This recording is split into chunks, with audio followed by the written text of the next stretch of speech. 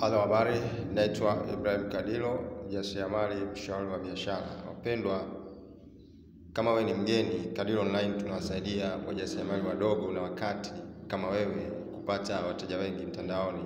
Tunafanya matangazo ya kusponsor, tunafungua akaunti mpya, tunafundisha jinsi ya kusponsor matangazo, tunakufundisha jinsi ya kupata wateja mtandaoni, tunatoa ushauri wa biashara, jinsi ya kuanza kufanya biashara mtandaoni.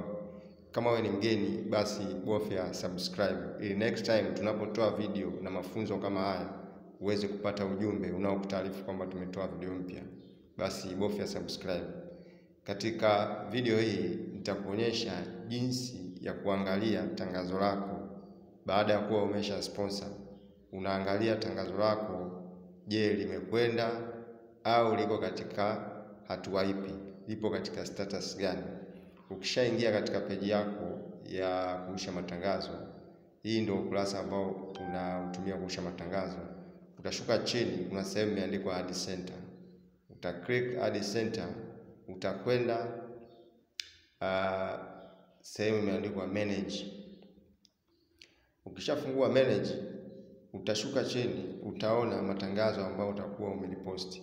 Hili tangazo lilikuwa posted, liko complete. Lakini hili tangazo lilikuwa posted na lenyewe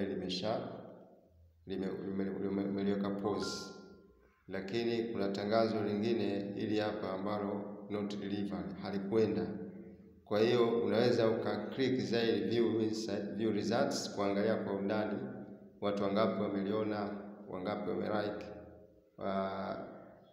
na settings za tangazo lako ulizokuwa umeziseti. Hili ndio tangazo lako. Kama unavyoona hivi ndivyo lilikuwa likionekana katika account za watu wengine. Kwa hiyo button inaonekana hapa ni WhatsApp.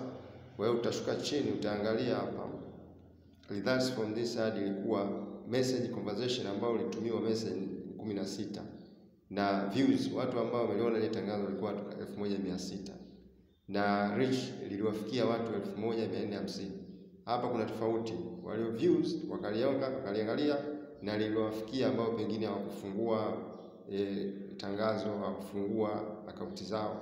Kwa hiyo hizi ndio taarifa za kina unazopata kuhusiana na tangazo lako, kama limeenda au halijaenda na linafanya vipi katika.